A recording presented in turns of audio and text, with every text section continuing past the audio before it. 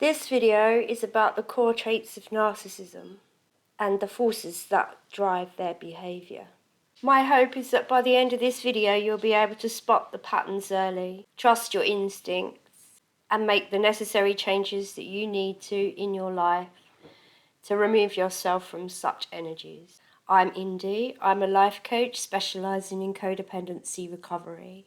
After surviving and rebuilding my life after narcissistic abuse, I'm now here to help others heal and break free from codependency and create lives grounded in self-worth and authentic connections. I do this work because I see an immense gift in empaths. I believe these gifts should be cherished and cultivated so that we can bring on a new, more loving world. The truth is, narcissists need to operate soothing 4 core needs. These needs act like a drug that they become deeply addicted to. Until you become aware of these 4 needs, you will become a constant food supply for the narcissist. So let's get into what the 4 core needs are. Need 1, control. If a narcissist feels in control, they feel safe. If they don't feel in control, they will do whatever it takes to get that control back. They will work through manipulation, charm, intimidation, guilt trips, public scenes, silent treatment, gaslighting. Control can be either direct or indirect. Direct control would mean orders, demands, ultimatums. And indirect control would be triangulation, playing the victim, gaslighting, emotional withdrawal. It's never about whether you've done something wrong. If they perceive that they are losing control, they feel wounded. Need number 2 is fuel. Fuel refers to the emotional energy that the narcissist extracts from somebody and a perceived authority. Fuel can be either positive or negative. Positive fuel is if you give the narcissist admiration, praise, affection, gratitude. Negative fuel can be your anger, your tears, your defensiveness, and your fear. Both work equally well to soothe the narcissist. It doesn't matter whether you give them positive or negative fuel. What matters is that you react. They draw this energy to sustain a self-concept for thousands of years across many cultures.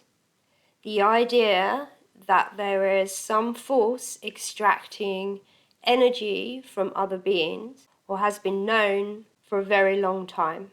It was Robert Monroe who coined the term loosh as the name for this energy that's been extracted from people. I did a video on this a couple of weeks ago, so if you would like to check that out, I'll leave the link in the description and somewhere here or here. Core need number 3 is your character traits.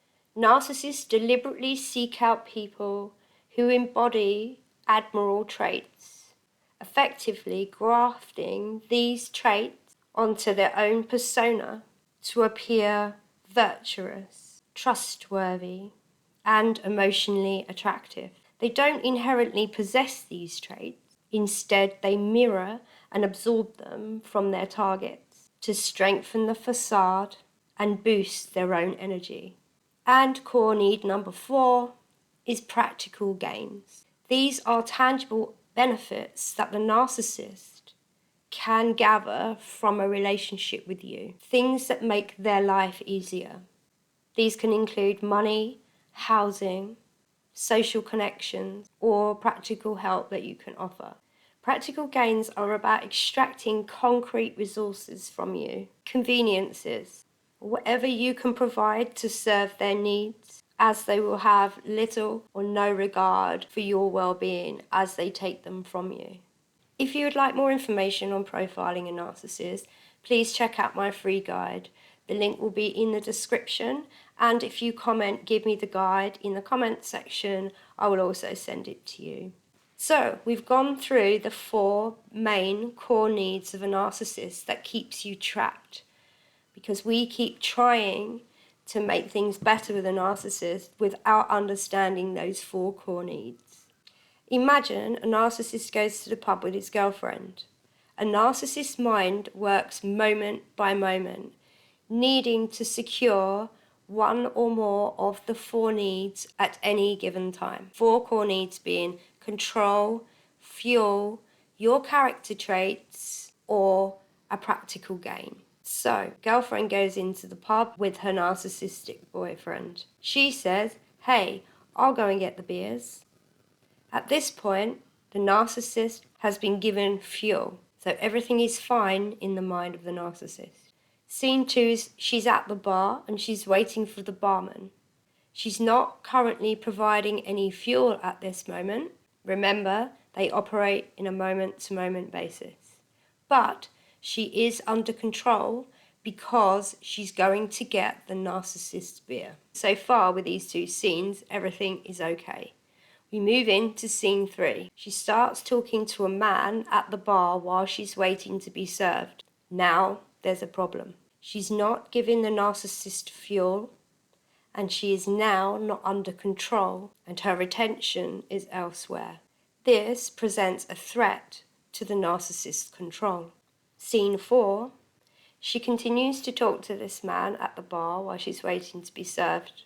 If the narcissist simply sat there and did nothing, he would neither gain fuel or control, and that is unacceptable to his unconscious defensiveness. He's an unaware narcissist, so he doesn't consciously think, I need fuel and I need to nullify this threat of control posed by this man. Instead, his narcissism works on his behalf. It's like a little controller in his head and decides fuel levels are decent, there's not a crisis, but there is threat to control because this man is talking to my girlfriend.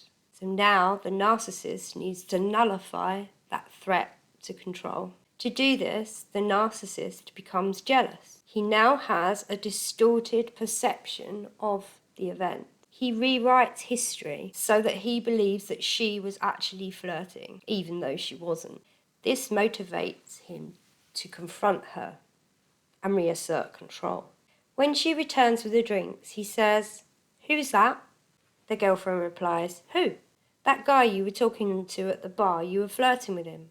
In reality, that didn't happen, but his narcissism convinces him that it did. This belief makes him feel jealous, fearing the loss of his girlfriend, and pushes him to challenge her so that she reassures him, and then his control is returned. If she responds, "Oh no, that's just James from the office. He's just a friend, you know I love you," she's now providing fuel, and she appears to be under control. However, if she says, "What are you talking about? I wasn't flirting," then from her perspective she is telling the truth, but to the narcissist there is a threat to control. He doubles down by saying, "Oh yes you did, I could see you had your eyes and your hands all over him." If she resists, "Well, why are you being like this?" This is yet another challenge to his control. She's still giving fuel by engaging. Remember, anger, negative fuel is still fuel, but she's not backing down, so the narcissist has now lost control. The narcissist replies, "Why do you always make it out to be that I'm the problem? You're the problem.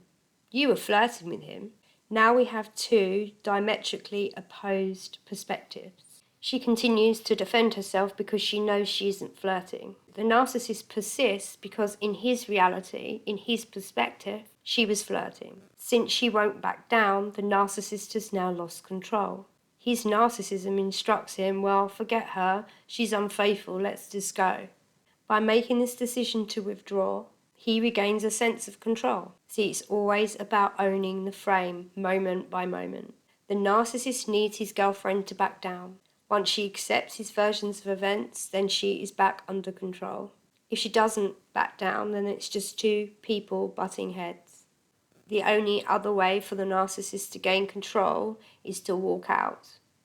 I had a similar issue like this with a boyfriend for many years, narcissistic boyfriend.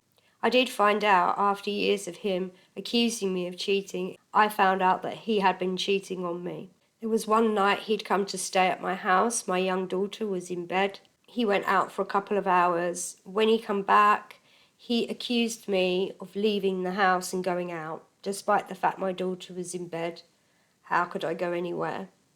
He even went as far as measuring my tyres to my curb, to the distance to the curb, and accused me of the distance being wider. So he was cheating, maybe not on that evening because he lived a long way away. If you have any similar stories or examples, please drop a brief description of something into the comment section. I'd love to hear. As I mentioned before, they're the 4 core traits. If we keep feeding the narcissist with these 4 traits, then we will keep being trapped. Knowing these 4 traits is incredibly valuable to keeping you safe and away from these types in the future. As I said, I put more information in a free guide that I've left in the description below.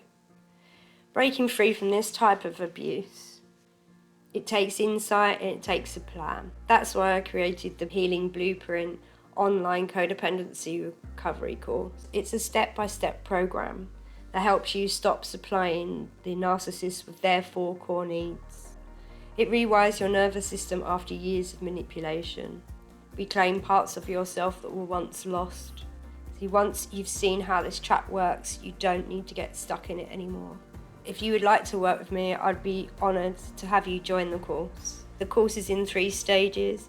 Phase 1 is the release stage. This is where we strip away all unwanted patterns and subconscious beliefs that have kept you stuck for years, have been created by these narcissists. Then we go on to the redesign stage. This is an exciting stage. This is probably the first time in your whole life that you've ever consciously tried to design your life. Who's in it, who's not in it, what job you do, where you're going to live, how much you're going to earn. It's a powerful time to start being the master architect of your life and consciously creating what you want. And then finally we move on to the rebuild phase. Here you become the master builder of your life. I will show you some powerful manifestation tools that can help you attract everything that you do want and repel everything that you don't.